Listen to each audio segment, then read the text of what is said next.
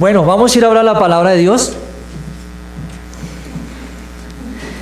Y seguimos estudiando. Vamos a ver en esta noche el Salmo 109 en nuestro estudio sistemático, capítulo a capítulo de nuestros salmos. Salmo 109.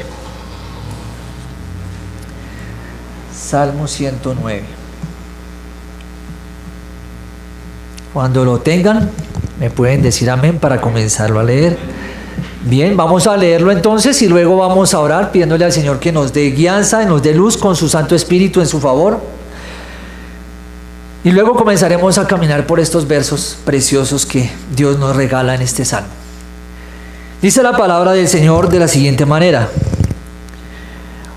Oh Dios de mi alabanza, no calles, porque boca de impío y boca de engañador se han abierto contra mí. Han hablado de mí con lengua mentirosa, con palabras de odio me han rodeado y pelearon contra mí sin causa. En pago de mi amor me han sido adversarios, mas yo oraba. Me devuelven mal por bien y odio por amor. Pon sobre él al impío y Satanás esté a su diestra. Cuando fuere juzgado, salga culpable y su oración sea para pecado. Sean sus días pocos, tome otro su oficio, sean sus hijos huérfanos y su mujer viuda. Anden sus hijos vagabundos y mendiguen, y procuren su pan lejos de sus desolados hogares. Que el acreedor se apodere de todo lo que tiene, y extraños saqueen su trabajo. No tenga quien le haga misericordia, ni haya quien tenga compasión de sus huérfanos. Su posteridad sea destruida, en la segunda generación sea borrado su nombre. Venga en memoria ante Jehová la maldad de sus padres, y el pecado de su madre no se ha borrado.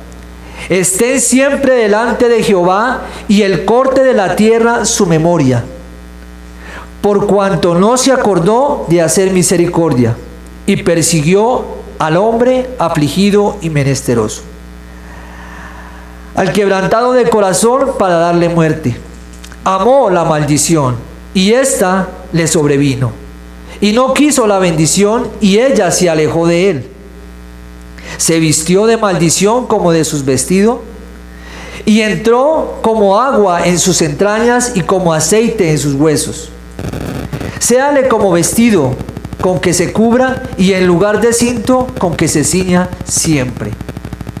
Sea este el pago de parte de Jehová, los que me calumnian y a los que hablan mal contra mi alma. Vamos a dejar hasta ahí. Vamos a hacer de este salmo dos partes, y esta es la primera parte, desde el verso 1 hasta el verso 20. Vamos a orar ante la palabra bendita de nuestro gran Dios. Padre amado, te queremos agradecer en esta noche por el favor y la misericordia que has tenido con nosotros al permitirnos reunir, al permitirnos oír estos cánticos y ser parte de ellos, entonándolos con nuestro corazón, dándote gracias porque sabemos que es alabanza y adoración a tu nombre, por tus hechos, por tus maravillas, porque no tenemos con qué pagar lo que has hecho por nosotros. Te damos gracias, Padre, por tan buena bondad para con nosotros, por este testimonio de nuestro hermano que una vez más nos invita y nos ayuda a creer que estamos ante un Dios real, ante un Dios que puede sorprendernos con su soberanía y su poder para cambiar todas las cosas, también para mudar los corazones, Dios. Ahora te pedimos que hables a través de este salmo a nuestras vidas y que nos ayudes a encontrar aquellas aplicaciones para nuestra alma, que a través de tu Santo Espíritu nos guíes, nos ayudes a ser edificados, porque tu palabra nos dice que la fe viene por el oír, y el oír la palabra de Dios, y es en ello que necesitamos crecer en fe para poder soportar en este tiempo, en este peregrinaje aquí en la tierra, hasta que tú nos llames a tu presencia o hasta que tú vengas por nosotros. Te damos gracias, Padre, en el nombre de tu amado Hijo y nuestro Señor Jesucristo. Amén. Bien, entonces este Salmo 109 es uno de los salmos más destacados entre el grupo de los salmos imprecatorios. Es uno de los más distinguidos, de los más destacados entre este grupo de salmos imprecatorios, entre los cuales se encuentran ¿qué otros salmos? Vamos ahí a escribir los que tenemos apuntes. El Salmo 35 es un salmo también imprecatorio, el Salmo 52, el Salmo 55, el Salmo 58, el Salmo 59, este Salmo 109, el Salmo 79, son salmos que forman parte de este grupo de salmos imprecatorios, como lo dije, que son llamados así. ¿Por qué? ¿Por qué son llamados imprecatorios? Porque son clamores o oraciones pidiendo la venganza de Dios. ¿Sí? Que Dios obre, que Dios envíe y trabaje y haga su justicia. ¿Sí? Es decir, encomendando a Dios la venganza, en donde el salmista ora por el juicio de Dios directo sobre el enemigo. Eso es lo que hace un salmo imprecatorio, donde Dios actúe con juicio, vengando al justo, ¿sí? O vengando al creyente. En este caso, ya vamos a ver quién es este hombre. Y directamente el juicio que recae sobre quién, sobre aquellos que atacan a sus ungidos, a sus hijos, ¿sí? Como también que recae sobre este que es su enemigo y actúan con hostilidad sobre los creyentes. Eso es lo que hace un salmo imprecatorio, por eso son llamados así. No siempre que abordo un salmo imprecatorio para mí deja de ser de pensar, aunque imagínense si este es el más destacado, ¿sí? Entonces es de mucha prudencia acercarse a uno de estos salmos. Ya les diré por qué.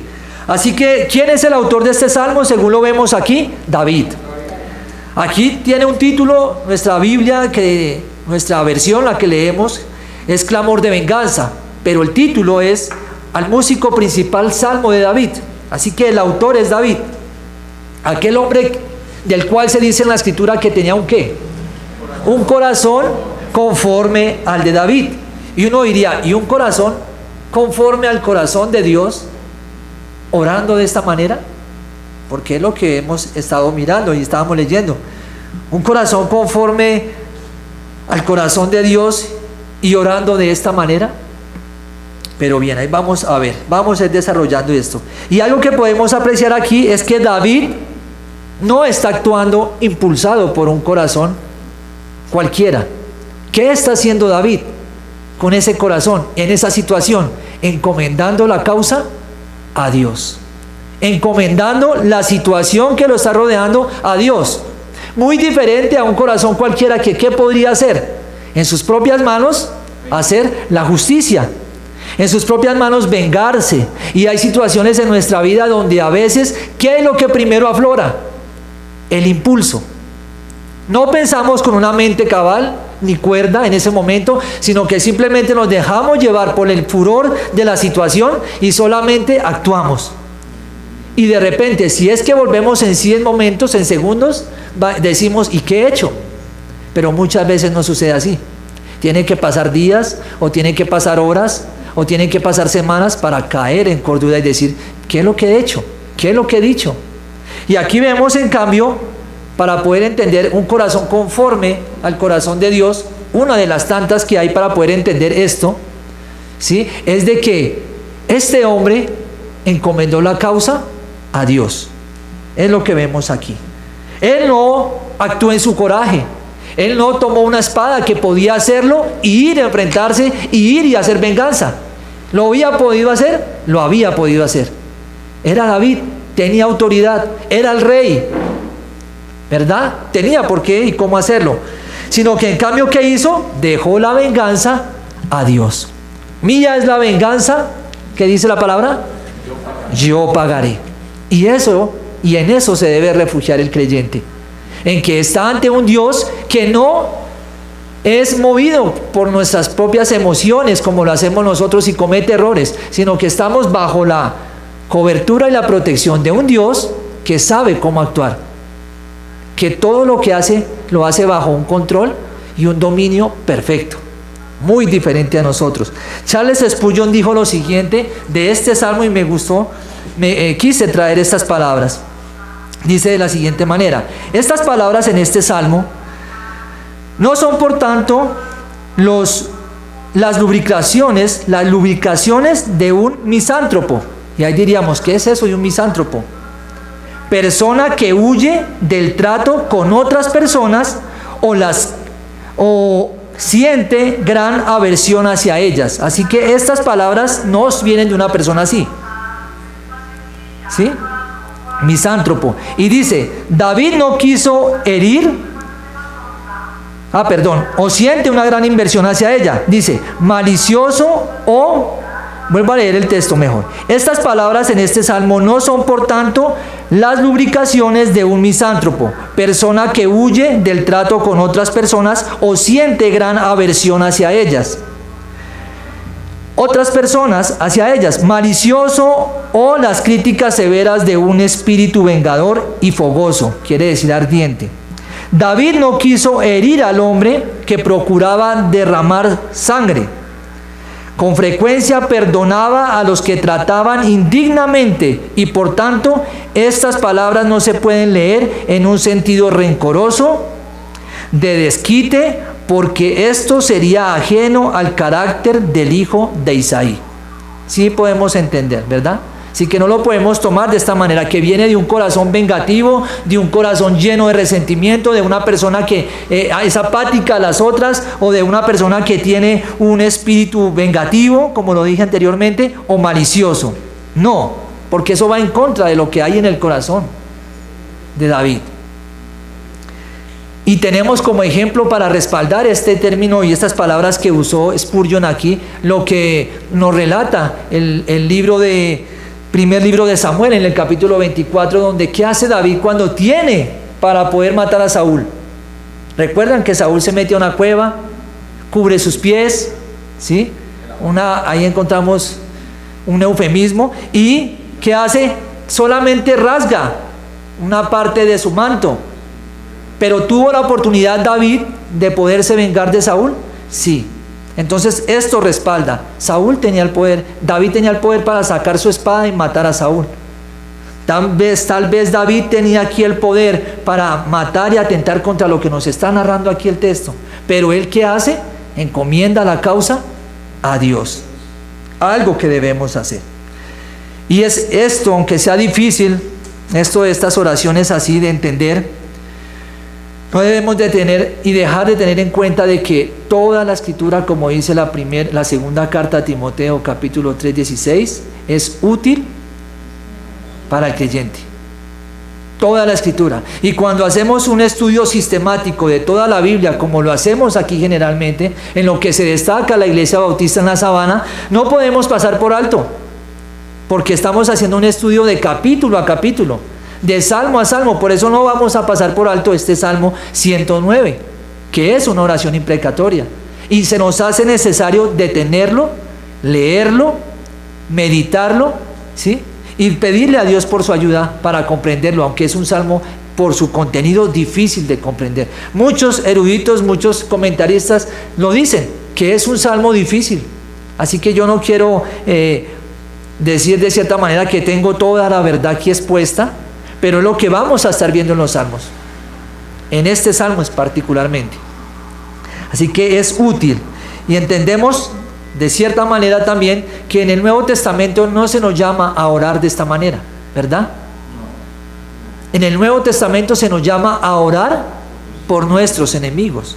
Mateo 5:44 dice lo siguiente: pero yo os digo, amad a vuestros enemigos, bendecid a los que os maldicen, haced bien a los que os aborrecen y orad por los que os ultrajan y os persiguen. Cosa fácil, ¿no?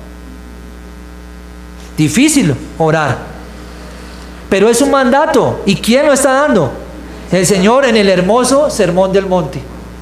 Es un sermón en el cual en lo personal me encuentro yo estudiándolo y he encontrado unas maravillas como cada vez que vayamos a ese sermón. Y parte de este sermón está diciendo estas palabras, que debemos orar por nuestros enemigos. Y cosa difícil que es. ¿Sí?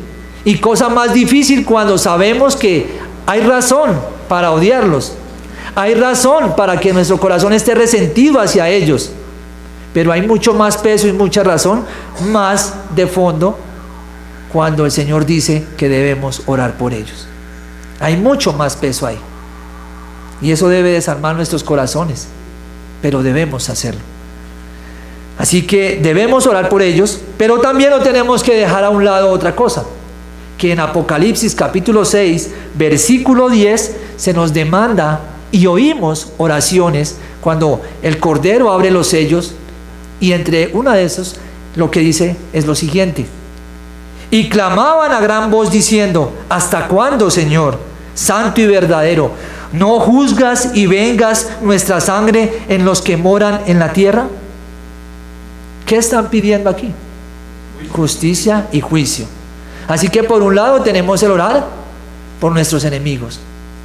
Aquí la palabra dice amar a vuestros enemigos. Pero por otro lado también en Apocalipsis Dios está diciendo que se debe orar porque haya justicia. Ahora, no es descabellado, no es pensar mal el saber que sea lo que sea, Dios un día hará su juicio. Y Dios un día va a tomar a aquellas personas que se negaron a arrepentirse, que hicieron derramar sangre de sus justos, de sus hijos, y Dios no va a quedar con sus brazos cruzados. Dios va a hacer justicia por todos aquellos que han quemado en la hoguera, por todos aquellos a los cuales han perseguido, por todos aquellos hoy en día en las diferentes naciones o países donde hay persecución porque se predica la palabra y están siendo maltratados, asesinados. ¿Dios dejará eso así? No. Tenemos que tener en cuenta de todas formas que Dios un día hará justicia. Y tenemos por un lado orar por ellos, por otro lado Dios hará juicio. Y no quedará sin su paga el impío, como no quedará sin promesa el creyente, sin la promesa hecha por Dios, sin el cumplimiento de las promesas que Dios ha hecho. Y eso es lo que vemos aquí. Este salmo lo veremos, como lo dije anteriormente, en dos partes. Voy a hacer muy breve en este caminar por estos versos. Y como lo dije, vamos a ir del verso 1 al verso 20, en nuestra primera parte. ¿Cómo he titulado este salmo? Yo lo titulé de la siguiente manera. Le coloqué: en respuesta a mi amor, se han hecho mis enemigos. Porque ¿cuántas veces nosotros actuamos movidos por el amor? ¿Cuántas veces? Piense usted. ¿Cuántas veces usted ha hecho acciones movido y motivado por qué? Por amor, por proteger a alguien, porque le cuesta ver a alguien sufriendo, por ayudar a alguien. ¿Qué lo ha motivado? El amor. Vemos padres criando a sus hijos. ¿Por qué lo han hecho? Por amor. Vemos hijos velando por sus padres. ¿Por qué lo han hecho? Por amor. Pero desafortunadamente, en agradecimiento de ese amor que se recibe, lo que le dije que ve, se han hecho mis enemigos. En gratitud al amor que he dado, ¿qué recibo de ellos? Enemigos, apatía. Aquí hablamos de injurias, cosas que hablaban en contra de David. Y eso es lo que muchas veces recibimos de aquellos que ayudamos, de aquellos que con amor somos bondadosos, estamos ahí, les alentamos. Si está de nosotros quitarnos, como dice alguien, el bocado en nuestra boca, lo hacemos porque lo hacemos por amor. Pero en cambio, ¿qué recibimos? Lo contrario. Y aquí vemos un ejemplo de esto con David. Y ya nos podemos nosotros relacionar con él. Bien, entonces, la primera parte, ¿de dónde la vemos? O las siguientes subdivisiones de esta primera parte. La vamos a ver del verso 1 al verso 5, donde se nos habla del clamor a Dios por su intervención en contra de los falsos acusadores. Esa es la primera parte, la primera subdivisión. La segunda subdivisión, si alcanzamos a verla en esta noche, si me dan un cuartico de hora más, sería oración para que sus acusadores reciban lo que merecen. Esas son las dos partes, subdivisiones de la primera parte. Clamor a Dios por su intervención en contra de los falsos acusadores, verso del 1 al 5, y oración para que sus acusadores reciban lo que merecen, del verso 6 al verso 20. Y vamos a comenzar entonces a caminar por estos versos. Dice el verso 1: oh Dios de mi alabanza. Y ahí quiero parar. ¿Por qué? Porque es muy difícil leerlo. Perdón, al contrario, es fácil leerlo. ¿Dios de qué? De mi alabanza. Pero cuando yo quiero introducirme en el texto, introducirme en el corazón del que está escribiendo el Salmo, tengo que entenderlo. ¿Es el Dios de mi alabanza? ¿Al Dios al cual me dirijo en oración es el Dios de mi alabanza? ¿O es el Dios de la circunstancia difícil? ¿O es el Dios del momento donde estoy atravesando por un valle de sombra? ¿O es el Dios de toda nuestra alabanza, estemos abajo o estemos arriba? Eso es lo que tenemos que tener claro. Y es hermoso. Escuchaba a un comentarista lo que decía referente a este salmo, y decía que este salmo comienza colocando la pista, pero dejando la pista puesta, porque el corazón comienza a despegar y a andar y a decir cosas que tal vez son difíciles de entender, pero deja la pista puesta para que a lo último el salmista vuelva a esa pista y no pierda el sentido de donde debe estar su corazón.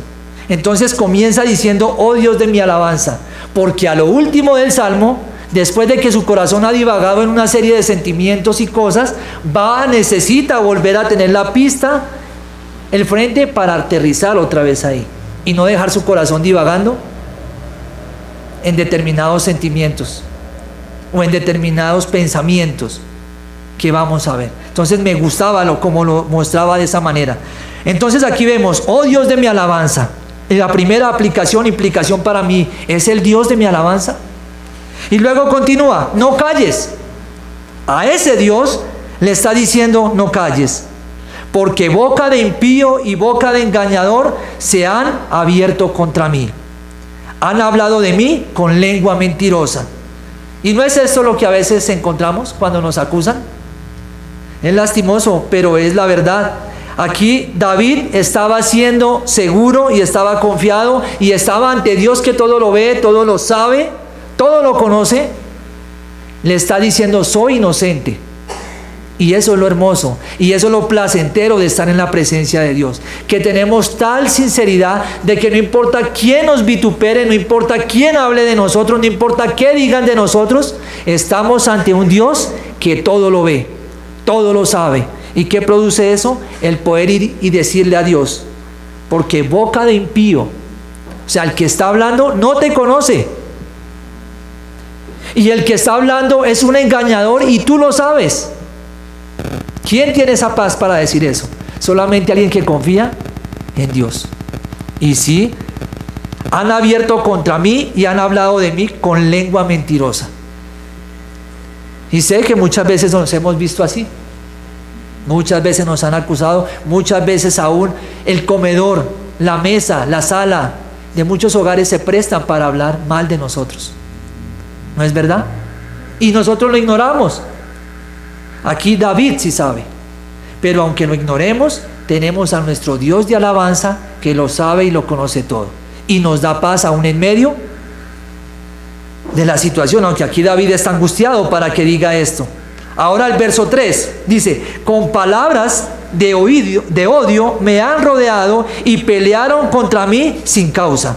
Así que sigue diciendo David: soy inocente. No tienen motivo para que actúen de esa manera. ¿Sí?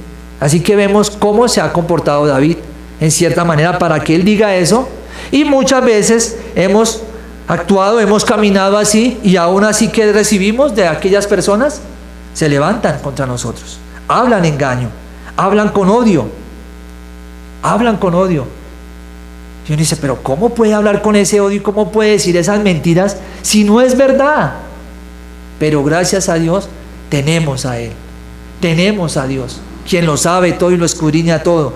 Y dice esto: y pelearon contra mí sin causa. No había motivo. David era inocente y está ante un juez justo. Está apelando a un Dios que lo sabe todo y lo conoce todo y sabe su condición. El verso 4, y aquí vemos algo importante porque del 3 al 5 está hablando de una manera plural para luego pasar al singular. Está hablando y se está refiriendo a ellos en plural. Y en el 4 dice, en pago de mi amor me han sido, ahí está el plural, me han sido adversarios, mas yo oraba. ¿Cuál era la respuesta de lo que él había hecho con amor? ¿Cómo habían actuado ellos? Ahí lo dice.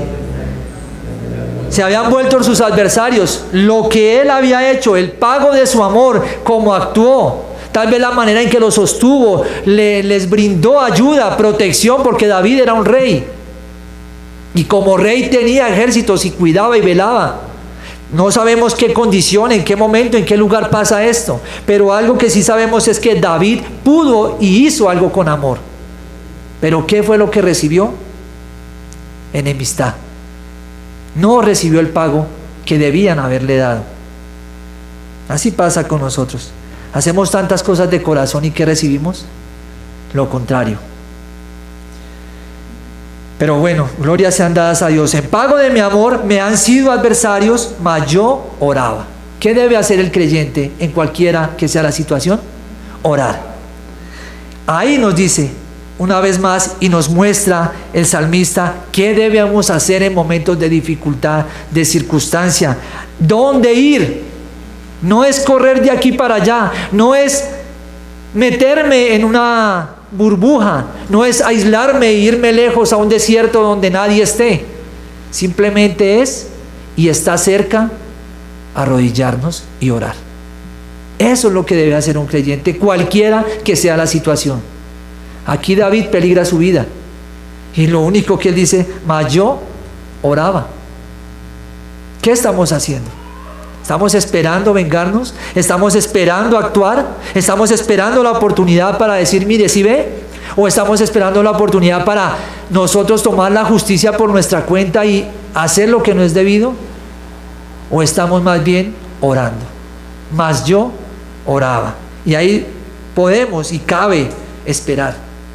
Cuando yo oro debo esperar en Dios. Verso 5. Me devuelven mal por bien y odio por amor. Vaya contraste, ¿no?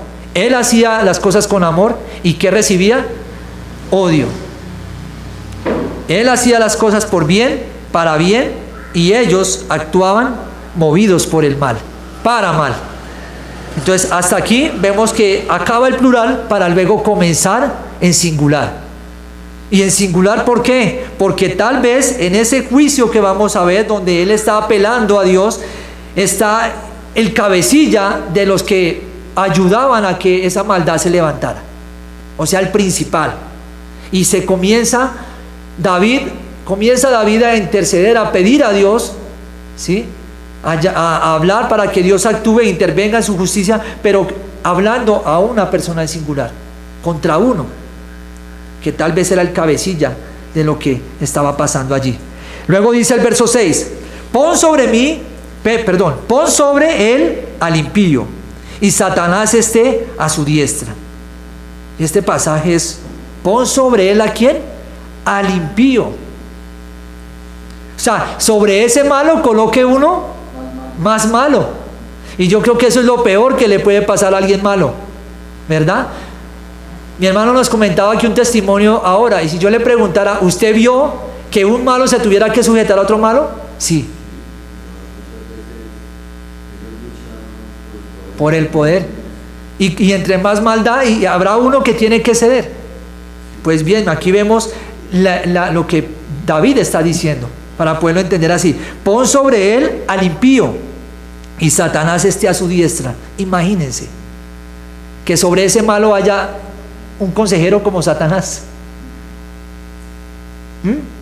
Si nomás un corazón perverso es malo, ahora póngale de consejero uno más malo y mentiroso. ¿Qué más es Satanás? Padre de mentira, engañador, acusador, homicida, señor de las moscas. Imagínense un consejero de esos. Y ahí está. Este esté a su diestra. Luego dice en el verso 7: cuando fuere juzgado, salga culpable y sus oraciones sean para pecado. Esto es unas palabras. Cuando fuere juzgado, ¿salga libre? No. Salga siendo ¿qué? Culpado. Culpado. Y su oración sea para pecado. Son palabras fuertes. Son palabras fuertes las que está dando David. Verso 8: sean sus días pocos y tome otro su oficio. Y alguien que ha actuado mal, alguien que es malo, ¿qué desean de él? ¿Que viva y se prolongue su vida? Bueno, eso pasa aquí con algunos cabecillas, ¿no? Que ojalá vivan y vivan y vivan y hasta les protegen la vida. Pero sabemos que donde hay maldad, ¿quién desea que la vida de una persona mala se prolongue? Es difícil. Y aquí dice esto: sean sus días pocos y tome otro su oficio. Este verso de este salmo fue tomado por Pedro en el libro de los Hechos para buscarle la suplencia para buscar quien ocupase el lugar de Judas. Y él lo cita allí: otro tome su oficio. Y ahí es cuando se hace esto de las suertes y cae sobre ¿quién? Sobre Matías. Pero ahí está. Entonces vemos que este es un texto sacado allí y Pedro lo pone allí en Hechos. Sean sus hijos huérfanos y su mujer viuda, anden sus hijos vagabundos y mendiguen, y procuren su pan lejos de sus desolados hogares. No había nada peor para un judío, no había nada peor para un hebreo o para una mujer o su esposa y sus hijos que quedar completamente desamparados, porque eso era lo que implicaba que el padre o el cabeza de hogar falleciese o estuviese ausente, porque quedaban completamente a la merced tanto la esposa como su hogar. Las viudas y los huérfanos estaban aquí. Quede viuda y sus hijos sean completamente vagabundos. ¿Por qué? Porque tenían que estar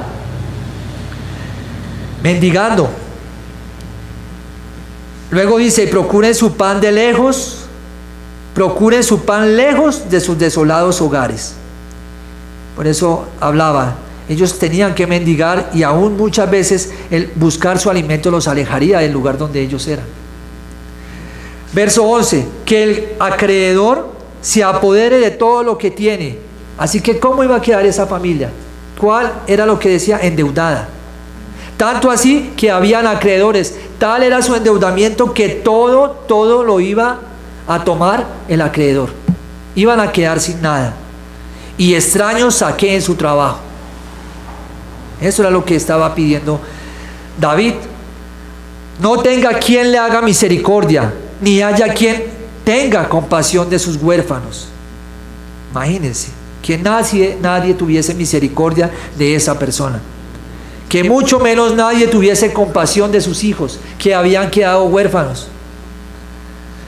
Vaya oración, ¿no? Y poder decir: uy, pero esto de un corazón. Por eso hace difícil este salmo interpretarlo, porque son palabras que están ahí, y si Dios las dejó ahí es porque es para nuestra edificación. Están ahí en la escritura. Ahora estamos en la gracia. Aquí en esta parte estamos bajo la ley aquí, pero están siendo útiles. Luego el verso 13 dice: su posteridad sea destruida, en la segunda generación sea borrado su nombre. Y es lo que vemos, ¿no? Jóvenes, hombres malos difícilmente llegan hasta su vejez. Difícilmente llegan hasta su vejez. Mueren a temprana edad unos, otros mueren a mediana edad, pero mueren. Y sin embargo aquí dice que su posteridad sea destruida, y a una generación de ellos sea borrado su nombre. Y Dios se encarga de eso. Por eso David encomienda a Dios esa causa, eso que está pasando, porque sabe David, como en el Salmo 34 lo dice, que Él borra a los malos de este mundo, borra la memoria de ellos de este mundo, ¿sí? Luego dice, verso 14, venga en memoria ante Jehová la maldad de sus padres, y el pecado de su madre no se ha borrado. Ahí está hablando en cuanto a quiénes, a los hijos de este hombre malvado. Los hijos de ellos. Venga en memoria ante Jehová la maldad de sus padres, ¿sí? Y el pecado aún de su propia madre no se ha borrado. Luego dice el verso 15, estén siempre delante de Jehová y él corte de la tierra su memoria. Una vez más, memoria. Una vez más, que Dios obre, ¿no? Que él corte. Él corte. Dios. Estén siempre delante de Jehová y él corte de la tierra su memoria. Verso 16, por cuanto no se acordó de hacer misericordia y persiguió al hombre afligido y menesteroso, al quebrantado de corazón para darle muerte. ¿Era la consecuencia? ¿Lo merecía? Aquí hablábamos de juicio, ¿no? Y si Dios actúa, ¿será que lo hace injustamente? No, Dios actúa con juicio. Y mi hermano lo decía bien, si Dios actuara, no podemos más sino decirle gracias por su misericordia, porque merecíamos mucho más. Merecíamos mucho más. ¿Cuánto más este hombre? ¿Qué es lo que está haciendo y todo lo que está tramando? Luego dice el verso 17, amó la maldición. ¿Qué amaba? ¿Qué había en el corazón de este hombre? Maldad. Y vemos corazones así que uno les ve esa frialdad y se empeñan en hacer mal y uno dice, pero ¿cómo es posible? Pero bien, eso es lo que hay en sus corazones. Ama la maldición y esta le sobrevino. Todo eso que él amó, ¿a dónde llegó? A él mismo. A él mismo. Y eso es lo que el malo no ve hoy en día. Eso es lo que aún Satanás hace y es obstinado en aceptar de que todo el mal que él está haciendo, ¿en dónde va a terminar un día? En el lago de fuego, llevado por su propia maldad. Hoy actúa el malo y el malo cree que se sale con la suya y que nunca caerá en la trampa. Y no importa qué tan malo sea, no importa qué poderes tenga, no importa qué autoridad tenga, no importa qué ejército tenga, no importa qué dinero tenga, puede morir encima de un tejado, ¿no? Puede morir encima de un tejado, no importa cuántos hipopótamos tenga. No importa cuántos lo custodien, no importa cuántos guardaespaldas tenga. ¿Cómo quedó? Frío y en un tejado. Hombre con tanto poder, hombre con tanto dinero y huyendo como un simple delincuente. Y eso pasa, y lo peor de todo es que se repite esta maldad. Se vistió de maldición y ella le visitó. Se vistió de maldición como de su vestido y entró como agua en sus entrañas y como aceite en sus huesos. Ese es el resultado. Ahora el verso 19 dice, séale como vestido con que se cubra. Aquí hace referencia, ¿qué estaba deseando David? Que lo cubriera su propia maldad. Su propia maldad. Y esto es algo que si decimos, oye, pero qué corazón tan duro el de David desear esto. Pero yo digo una cosa, y ustedes sé que lo entienden igual. Esto no es lo que le espera a aquel que aborrece a Dios. Van a morir cubiertos de su maldad. Es que no es, si rechazan la gracia de Dios, si rechazan el don de Dios que es Jesucristo, ¿qué más les puede esperar? Si no son revestidos por la justicia que solamente Jesucristo nos puede dar, ¿qué puede revestir al hombre? La maldad que hay en su propio corazón, la maldad que viene de sus propias concupiscencias. No hay nada más. Por eso hay dos vestidos y el creyente debe tomar uno de ellos. O bueno, la humanidad, una persona debe tomar uno de ellos dos. O se viste de la justicia de Cristo o simplemente sigue con sus harapos llenos de injusticias y de pecado. Y ahí vemos que el apóstol Pablo habla de revestirnos y de quitarnos y de despojarnos. porque solamente hay una forma y una manera de entrar al cielo: vestidos.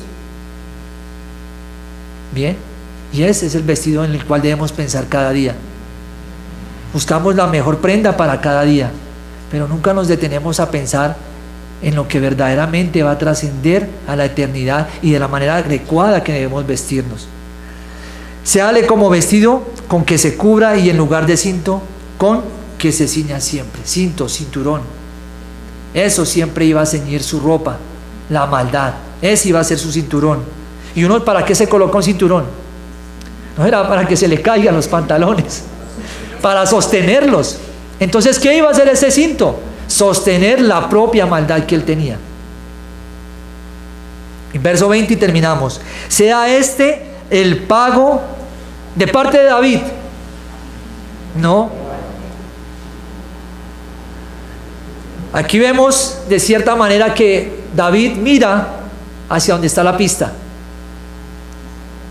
Y está mirando a Dios. No se está dejando llevar del todo por su corazón, porque va y mira. Sea este el pago de parte de Jehová a los que me calumnian y a los que hablan mal contra mi alma. David sabe que hay uno soberano. David sabe que hay un Dios justo. David sabe que hay un Dios que sobre todo tiene la última palabra. Y eso es lo que nosotros debemos tener presente. Nosotros debemos tener presente que cualquiera que sea la circunstancia que pasemos aquí en esta tierra, ¿quién tiene la última palabra? Dios. Y con esto fueron a la hoguera grandes hombres, como hay grandes hombres en la actualidad, viviendo por fe, muriendo por fe, soportando muchas cosas por fe, hombres, mujeres, misioneros. Pero con esta verdad se fueron muchos hombres a la eternidad, sabiendo que ¿qué? Que el pago de todas esas maltratos que les hicieron, ¿quién lo da? Dios. Y es algo que no es que deseemos para alguien, no es algo que deseemos para alguien, pero sí es algo que va a llegar a los que hacen maldad y se deleitan en ella, inevitablemente. Sin embargo, vuelvo y digo, Dios nos llama a orar por nuestros enemigos. Oremos por nuestros enemigos. De lo demás se encarga Dios. Y eso es el llamado hasta esta primera parte. Descansemos en Dios, sea cual sea la situación en la que estemos atravesando.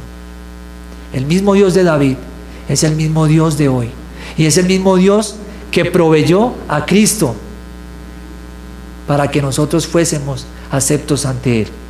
Amén.